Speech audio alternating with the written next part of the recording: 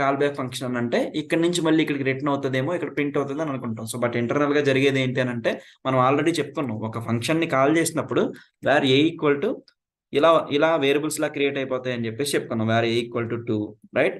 So where B equal to ఏమొస్తుంది, ఇక్కడ pass చేసిన వాల్యూ బేస్ చేసుకుని 3, and then where sub equal to ఏమొస్తుంది, సబ్ అంటే మనకి ఒక ఫంక్షన్ వస్తుంది ఇక్కడ. సో ఫంక్షన్ ఏం function, that is this one.